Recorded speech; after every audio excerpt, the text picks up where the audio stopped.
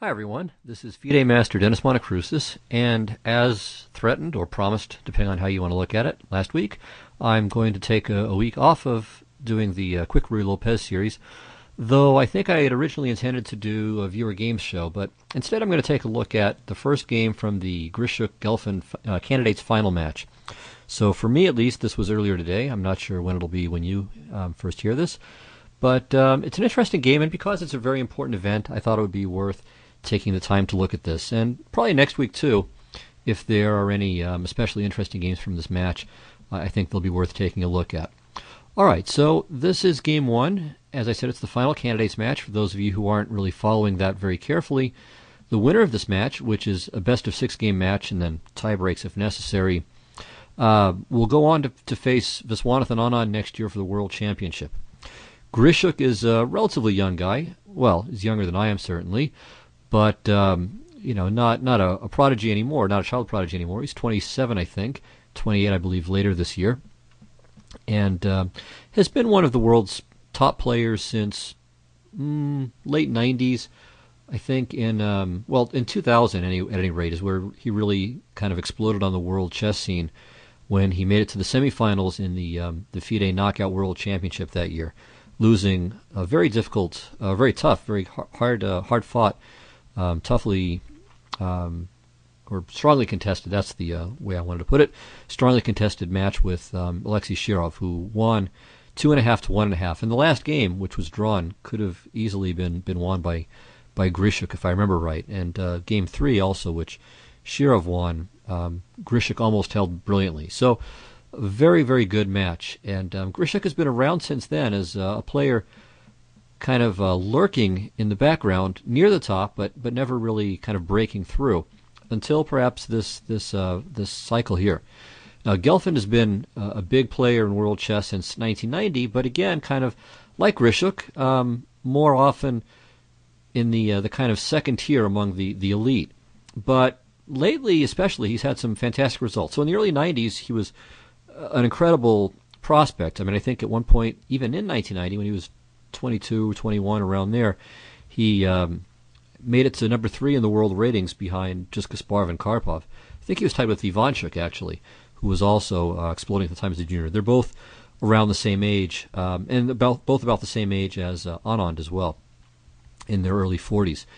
Gelfand beat Kramnik, you might remember, in a candidates match back in 94, I think it was, and has always done pretty well in the FIDE Knockout World Championships, but again, never quite looked like the guy who was going to become the next champion. Though he's had some fantastic results, as I said, and even in the last few years he's had some great results. In 2007 in Mexico City, he tied for second behind Anand, tied for second with Kramnik behind Anand in the World Championship there, and in 2009 he won the World Cup with beating Ponomarev in the last round, which was a fantastic achievement that qualified him for this cycle, and here he is in the final too.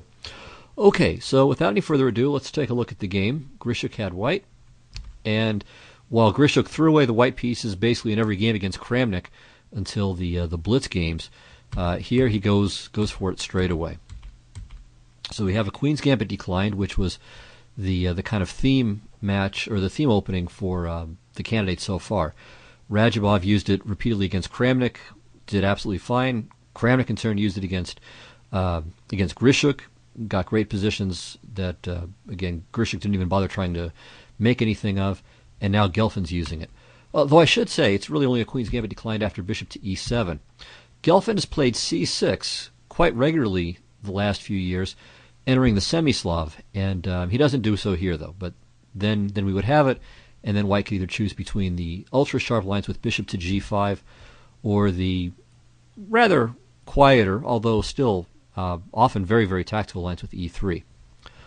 Okay, so bishop to e7, and now we're in the still waters of the Queen's Gambit declined. All right, the main move here, well, really there are two moves. I mean, bishop to g5 is the most common move, but they're both so regularly played. It's like comparing 1e5 against versus the Sicilian as responses to 1e4. Bishop to g5 has not really been achieving a whole lot lately, thanks to the Lasker variation. So that old, hoary, rather drawish, rather dull line has really kind of taken off again the last few years, and white has just gotten nothing there.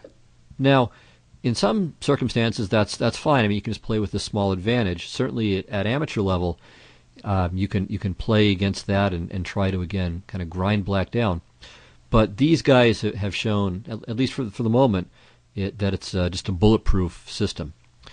So Grischuk played bishop to f4, which, while certainly tremendously theoretical as well, at least for the moment doesn't seem to have any death-inducing lines that correspond to the Lasker defense. Okay, Gelfand castled, and now Grischuk plays rook to c1. E3 is a more common choice, and it can transpose. So, for instance, c5 takes, a3, knight c6, and then here rook to c1 would transpose to the game. But the main move here is queen to c2, and this leads to some very exciting play. The main move for black is queen to a5, and now white has three really almost equally common and significant moves. So there's castling queenside, which is extremely sharp, and needless to say is going to lead to positions where both sides are trying to attack. There's the more quiet rook to d1, which, like castling queenside, attempts to put pressure against black's d5 pawn, but to do so without, of course, committing the king to such a vulnerable location. And then finally, there's knight to d2, which breaks the pin on from the queen on a5 to the king on e1 with the knight on c3 in the middle, and more to the point, prepares knight to b3 and also prepares to meet d takes c4 with knight takes c4. Okay, so that's the main line. As I said, rook to c1 is also possible and would transpose to our game. So let's get to the game through the actual move order. So rook to c1, c5. And I should say this is one of the key differences between the bishop to g5 systems and bishop to f4 systems. With the bishop on g5, so let's go back to here, it's much less easy for black to safely play c5. Let's say you play it. Okay, then white's going to take here. Let's say e takes d5, d takes c5, and black is getting really kind of a poor version of the Tarish Queen's Gambit declined. There's immediate pressure against this pawn on d5, and there's always these threats to play bishop f6 and then knight takes d5 that black has to worry about. Additionally, of course, after bishop f6, if the bishop is on c5 regaining the pawn, there's no recapture that way. So this is really an unpleasant position for black. White has scored extremely well here. All right, so because this bishop's on g5, pressuring the knight, kind of displacing the queen, this pawn on d5 becomes weaker. And that's not the case at all here. So now the knight on f6 is as secure as you'd like, and whatever kind of advantage white may hope to get, it's not going to be anywhere near what it would be were black to play c5 in response to a bishop to g5 setup, at least right away. Okay, so white took on c5, black recaptured, e3, knight c6, a3. So white aims at this central expansion, wants to play b4, maybe c5, and with this extra space on the queen side, that'll of course lend itself to playing over on that part of the board in general, especially with the rook on this nice half-open file, well, potentially half-open file. This bishop cuts through over here. Sometimes, well, okay, there are going to be some positions where this knight can come to e5 as well. And in general, as I was saying, I mean, white's pieces are really very nicely situated to try to develop an initiative on that side of the board. While in the center and on the king side, black is not really as well set up to achieve counterplay. So this is kind of a fundamental point here for black. I mean, what does he do? One idea here is to play a6. Now, after b4, black does not play bishop to a7 because after c5, again, white's doing well. And if black were to play bishop to b8 to try to swap off these bishops, then he has to worry about this square becoming a problem for him. So the idea of a6 isn't that, but it can pay off if white were to play c takes d5. So cd, ed, b4. Now the bishop does go to a7. This is different because now there's no c5. to lock this bishop out. This pawn is gone, so c5 doesn't exist. Oops. And black is ready to play d4. Okay, well back here though, after b4, what does black do? Well, he plays bishop to d6. And here he seems to be entirely okay. So play can continue, for instance, with bishop takes d6, queen takes d6, c takes d5 is one line, e takes d5, bishop to e2, bishop to g4, castles, and say rook f to d8, knight a4. And all right, this is a kind of a reasonable Tarrasch-like position, and white is going to have a little bit of a pull with respect to the pawn structure, thanks to this isolated pawn on d5, and the opportunity to maybe drop the knight on c5, put the other knight on d4, and attempt to construct kind of a grip really on these two key dark squares in and near the center. Black, for his part, will often put the knight on e4, put the rook on c8, and just essentially try to maintain the position. Really, it's very difficult for white to do much that's so positive, so he's certainly got a very nice, secure position, but to convert it into something serious can sometimes prove difficult. Anyway, the game did not go in this direction, so we will see how the game did go. Instead of a6, black played very directly with the move d4.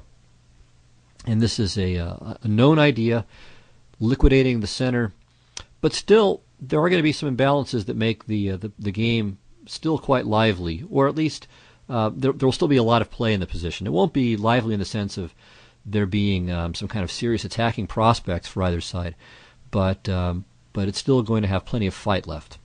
Okay, e takes d4, knight takes d4, and here white has tried a number of moves. The most common choice is knight to e5. This was used actually in the stem game, interestingly played between Petrosian and Baikovsky. And the reason why that's interesting is that Baikovsky, who lost the game, was Grischuk's first trainer. So that's kind of a funny little coincidence. Another kind of funny colors reversed coincidence is that Gelfand had this position before with white, and in that game he played bishop to e2 against Ivanchuk back in Monte Carlo in 2001 in the Amber tournament in the rapid round. So that game continued like this: queen e7, b4, rook to d8. So kind of a neat little finesse, which maybe shows why it's better for white to play b4 straight away instead of bishop to e2 first. So black gets this little trick here. White plays bishop to d2, which isn't really terribly inspiring. And in this position, black seems to be okay, although there's still some little tactical tricks here. So rook, bishop to b2, or sorry, bishop to b2, rook to c2, and now a6. So black doesn't mind rook takes b2, because after a takes b5, then the rook on a8 is going to hit the pawn on a3. So white played queen to b1, bishop e5, knight c3, queen c7, knight e2, bishop to d7, and black was basically okay here. And the game was a long and hard-fought draw. All right, so back to the game. White played b4. So now that trick is unavailable, but black swapped and played bishop to d4. So we've seen this idea already. Knight to b5. And now bishop to b2 is not going to get anywhere because the queen is covering this pawn, and of course there's rook to d1 anyway. So black plays e5, bishop to g5, and now there's a game, Nielsen against Bilyavsky, and in that game black played e4, but after queen g3 already stood worse. h6, rook to d1, hg5, rook takes d4, and black was in a bit of trouble and eventually lost the game, although maybe not necessarily because of what's happening at this exact moment. There were some ups and downs along the way, but white is definitely better here. So Gelfand came up with a new move here. I don't know if it was prepared in advance or over-the-board inspiration, but whatever it was a very good move. And it's the beginning of a long, very forcing tactical sequence. And you might want to try to figure out what that long and forcing, etc. tactical sequence is. Okay, well, white starts off with the move bishop takes f6. And now black certainly doesn't want to play g takes f6, which would weaken his king side considerably. But queen takes f6 would allow the trade of queens and the knight to c7. So what's the idea? Well, it's e4. Okay, so now if the queen moves, black can play bishop takes f6, and then there's no weakness and there's no fork on c7. So here we go. Bishop takes d8. Or white's up a piece already, up a queen now too, and threatening the bishop on d4, and threatening knight to c7. But of course, everything's going to come with check here. E takes f3, check. King moves, and then rook takes d8, reclaims the piece, gets out of the way of a fork, and defends the bishop on d4, which is pretty nice for one move. Knight takes, rook takes, king c3. King e3 is possible too, but it makes sense for the king to be here helping its majority and getting out of the center so black doesn't gain some time developing the other rook with the check. Okay, f takes g2, bishop takes g2, and here we can kind of stop and take stock here. I mean, they're basically you can think of this, almost this entire game has been kind of forcing. I mean, once they committed to the opening variation. I mean, there were some choices along the way, but it's had a very forced character. And now we've reached this endgame that is actually pretty interesting. So material is even, but, and you might think for a moment that black could even be better because white's kingside pawns are split up. But this is definitely not the case. White stands better here, and the only question is whether he can convert it into something serious or not.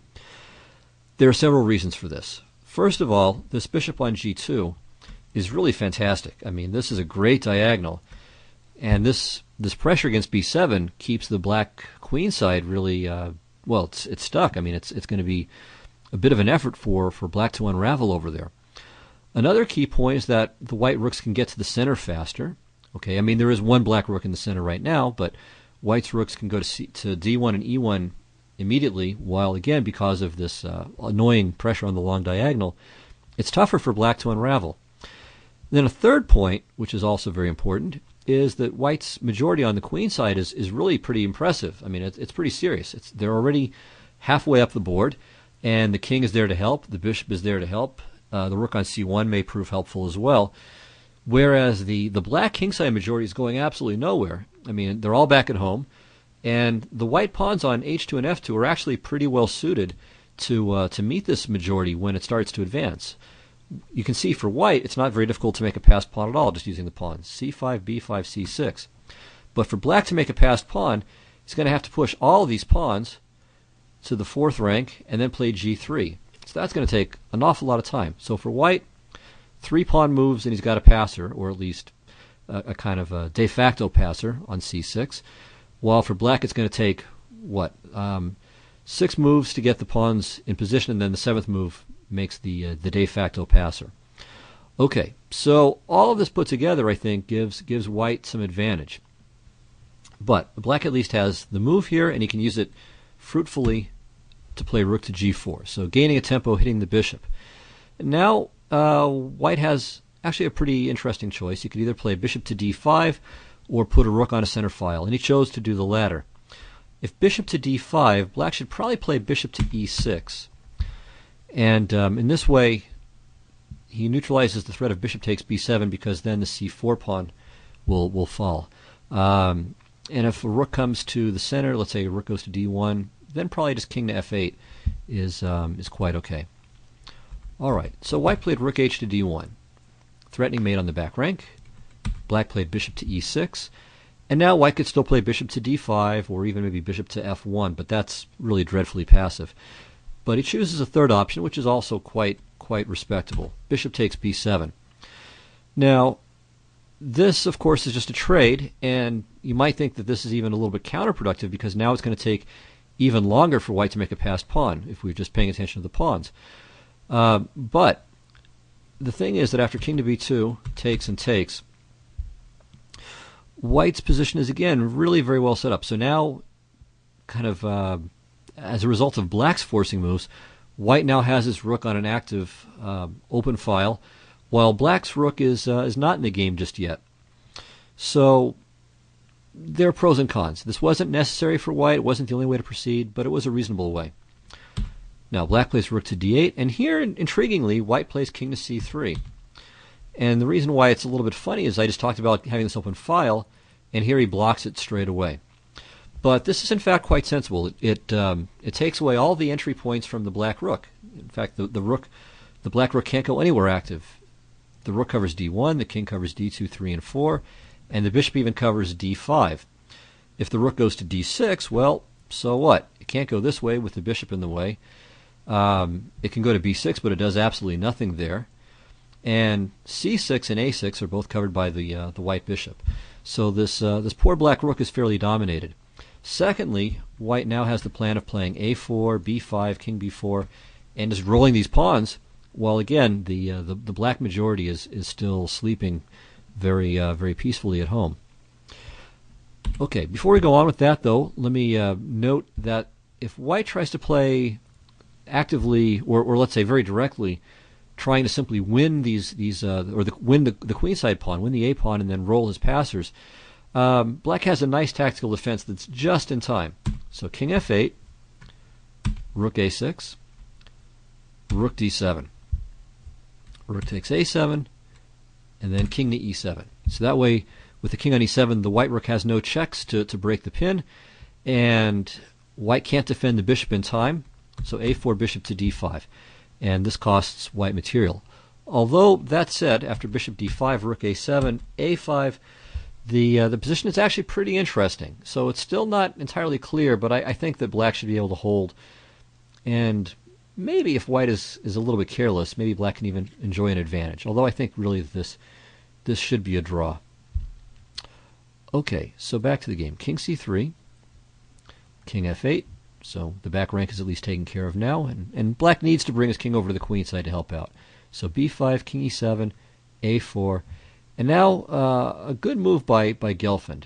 So he wants to play king to d6 and bring his king over, but the immediate king to d6, okay, I don't know that it loses, but allowing this exchange of rooks, I think, is very worrisome for black. In part because the white king gets so active. Let's say king c7, bishop to e4, and I think that unlike the notorious Spassky-Fischer game 1 of their match, if black plays king to d6, I think white can take this with a clean conscience. Maybe we should examine this, but I think just h4. Let's see. Well, I don't know. King f6, maybe, or e7. Maybe this is going to be the same thing as Fischer-Spassky, but I'm not positive. So let's see. So h5 here. Okay, and now we have a couple of ways we can go from here. All right, let's see. So if a5, well, let me see. Okay, let's just take a5, king g7, and now, all right. Well, if nothing else, I mean, white can certainly never lose this because he can just play b6 and take on g6 and all the pawns are off. I'm just trying to figure out if white can win here. And it feels like he should be able to, but not 100% sure. But, well, okay. I mean, it doesn't really matter in a sense. I mean, black is suffering here. Maybe he can draw, maybe not. So, I mean, you can either play something like king e5, say this, here, takes, here, takes. Yeah, okay. Well, this is just a draw. This is a simple line, but there may be some way to win. All right. Also, okay, after takes g6, maybe we should just play a5 first. I mean, this might be even better. And yeah, I mean, here black has to worry about this side of the board right away. So this is probably even better. Anyway, the point is that if this is troublesome for black, then here he should defend this somehow. Let's say h6. Well, maybe f5 is better. Maybe f5. And then after the bishop retreats somewhere, let's say g2, king d6. But still, this I think is not easy for black at all. I think black is in big trouble at this point. So it's better for black to keep the rooks on at this point. So if he wants to get his king over to the queen side, he can't do it with the immediate king to d6. So Gelfand plays rook to d6, and I think this is a very good move. So now the king can slide behind the rook and make it there. Okay, a5. And now another important lesson. When you're defending, trading pieces is always very important. And it's not always good, but it's always very important to weigh such trades heavily. So you might think, for instance, that the slogan "all rook endings are drawn" comes into play here, and that bishop to d5 would be appropriate. But in fact, I think black needs this bishop to help in the defense. So here, after takes, and king to b4, I don't like black's position very much. Maybe it's a draw, but it's not going to be easy. All right, now let's look at consider two possible plans. So one is just bringing the king over and trying to defend passively, let's say with king to d8, and another is to play rook to d4 check.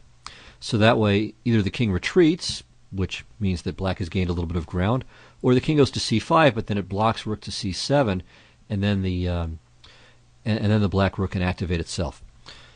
But I think white can play rook c4, and the king and pawn ending is just an easy win for white. It should be an easy win for white. This outside majority is going to decide the issue. So at some point, white will play b6, pull the black king over, and then go and have a feast day over on the king side. Before he does that, though, he's got to wait for black to weaken his kingside pawn structure. So white is going to kind of mark time, wait for black to do something that is self-destructive, and then play b6. So here, for instance, the black king has no good moves. If it goes backward, white's king goes forward. If the king goes to e6, white plays king c5. So he needs to push a pawn. Let's say he plays f6. Okay, king c4, just a waiting move. h6, king d4, h5. And now here we go. b6. Takes, king c6, king e4. And the king is going to run in and collect all the goodies. Okay, if black tries g6 to cut him out, then b7, and then king to d5, and the white king goes in and starts hoovering up the pawns, as the British say. So king takes b6, king f5, king c5, king g6, king g7, and then white just tracks down the h-pawn and wins it, and black can't keep the white king locked in. So there is going to be a win. King g4, and now last key move, king f5. It's the only move to win. If you play h4, which would be a big mistake, then king to e4, and black draws.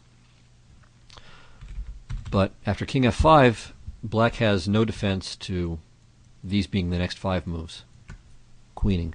So it takes too long for black's king to run around the d file to the king to the h8 square. Okay, so that's kind of a representative line of what would happen in the pawn ending with this outside passed pawn majority. So sometimes in the books, especially in the old books, you can read about the annotator will often say, "And white stands better due to his queenside majority."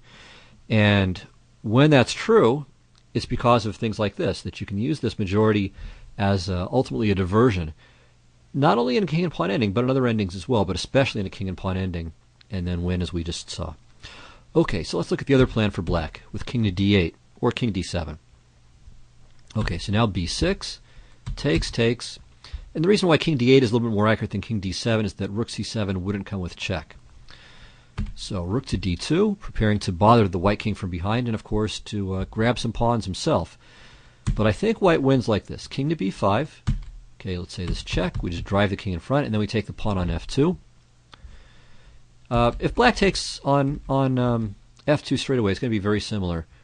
White will play b7. Black will start giving checks, and the king will go to b8, and it'll come to the same kind of position we get in the game.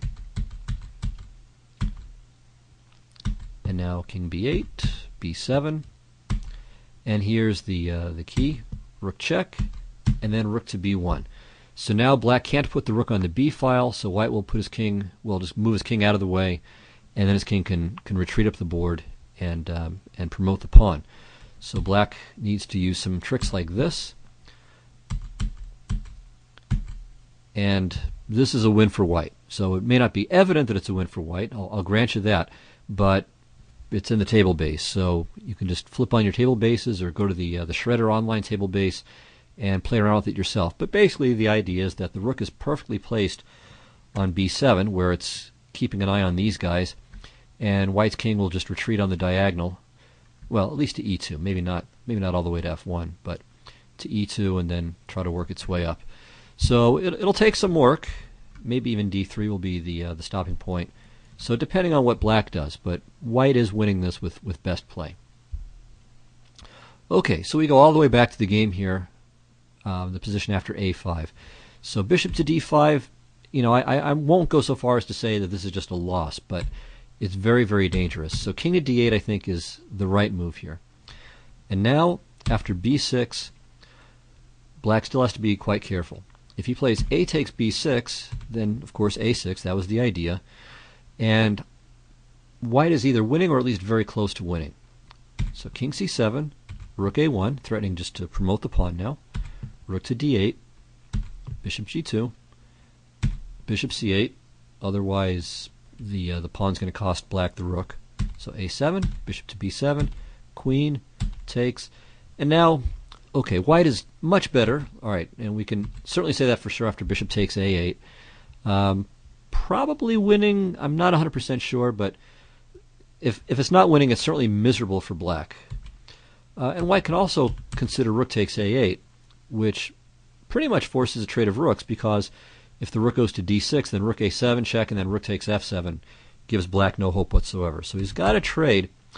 And now the question here is, can white win this, considering that if black can trade off every single pawn he's got for just white's f-pawn, then it's a draw as long as the black king gets to this corner, because then we'll have the classic bishop and wrong-colored rook pawn ending. So I don't know if black can force that trade, however. So it's at least unclear to me if this is a win or a draw. Certainly black should avoid this if he can, and indeed he can. So after b6, Gelfand does not play a takes b6, but plays bishop to c8. Very good move. So yeah, it's kind of convenient that the white king is on the c file, blocking the rook on c1's defense, or let's say it's preventing it from having a direct influence on the c8 square, while the black rook on d6 prevents rook to d1 check, which would win a piece too. So this is a nice resource for black, and after this exchange, he's there in time. And now the fact that white's pawns are split finally does cost him a bit. So now it's not so easy for him to keep his pawns safe, and black is going to be able to swap them off in time to save the game. So b takes a7 check. Okay, Gelfand plays king to a8, which is kind of a meaningless finesse. I mean, he could just take the pawn, but okay, it's maybe a good idea because of the clock. So he gets to move closer to the time limit. So we get to the same thing, to the time control. So here, check and takes. Okay, here Gelfand played rook to g6. He could also have played g5. This is okay too. And on rook takes h7 to play rook f6. And this will draw quite easily as well. But all right, rook to g6 doesn't really hurt anything. h3, rook to g2, f4, rook to g3, and yeah, I mean, white's losing one pawn. I mean, of course, black is going to have a pawn traded off too, but ultimately, again, white's king is too far away from his kingside pawns, and so black is going to have just enough time to either set up a fortress or to trade off all the pawns. Okay, so Grischuk plays f5, pushing the pawn as far as it'll go. And of course, before playing rook takes h3, Gelfand is going to push his pawn too as far as it'll go. So h4, rook g4 check, king c5, and now rook takes h4. So this is obvious and good. Rook f4 is kind of dubious, so this would be a mistake. He's not going to get the f-pawn anyway, so king to d6, king a5, king e7, and the king goes to f8 and grabs the g-pawn. Maybe black draws, but it's only by a miracle here, so there's just no reason at all to go for that. Rook takes h4 is absolutely correct. So rook g7, rook f4, and the white king is one square too far away to win. But that's chess. One tempo can be the entire game. Okay. So white plays rook to g5 here. Oh, I'm sorry, he could have played rook to g5. He played rook to g6 check. If rook to g5, then h4, rook h5, h3, this is the idea, king d6, h2, king e6. So there's the white king. So now you might think, well, gee, isn't this winning? And the answer is no. And again, you might want to try to figure out why not. Try to figure out how black saves himself here. Okay, well, first things first, we need to protect this pawn on h2, f6, and now the key idea is just this. You just check the king. And whenever he steps in front of the pawn, then we can take time out. And now rook f2 again. So whichever way the white king goes, we just check, check, check, check, check, and we force, and then we bring the rook back to f2. So either the white king will abandon the f pawn, in which case it's a draw, or he'll step in front of the f pawn again, in which case we just repeat, or, well, there is no or. I mean, that's about it. And notice, well, the other thing you could try is to bring the king to square like f6, and then play rook f5, but then no big deal. Black just trades rooks, both sides queen, and it's a dead draw since this pawn falls. So that's how black draws in this position. Okay, so instead of the immediate rook to g5, Grischuk tried rook to g6 check. Okay, maybe hoping to confuse Gelfand, but it didn't work. King takes a5, and there aren't any ways for white to take advantage of this opposition of the kings to try to get some kind of mating set up here. So there's no way for that to work.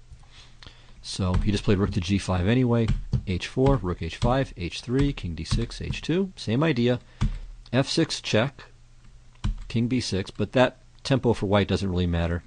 King e6, and now that the pawn is protected on f6, black does the same with his h-pawn. f7, and once again, we just start checking. Rook e2 check, king f6, and they agree to a draw here. The same story. Black will play rook f2 check, and alternate checks with moves that put the rook on the f-file. Dead draw. So a very good game. Very well played by both sides. Both sides played very logically, very purposefully, and I think it's a very nice illustration of the power of the queenside majority. So even though Grischuk didn't win, Gelfand had to play extremely accurately to save the game, and I think that was instructive as well. So hope you enjoyed it. Maybe learned a little Queen's Gambit decline theory, and also some theory in the broad sense. Again, this queenside majority idea is very important. Now, I should say before closing that it doesn't mean that a queenside majority is automatically an advantage. So let me go back to the beginning of this. Yeah, the typical queenside majority position is one where black also has an e-pawn and white has a g-pawn. There, the key question is whether black's e and f pawns can become a dominating force in the center. So if black can put these pawns, let's say, on e5 and f5, maybe push the pawn to e4 and so on, then the central majority can be more important than the queenside majority. So it's a excuse me, it's really a question of whether white has restrained black's central majority. If the central majority is restrained, then the queenside majority can give white an edge. If not, the central majority can give black equal chances or even the better game as well. So don't want to be dogmatic, but it is important to see why the queenside majority can be an advantage in many cases. Okay, so that'll do it for this week's show. Thanks a lot. Hope you enjoyed it, and I will see you next time.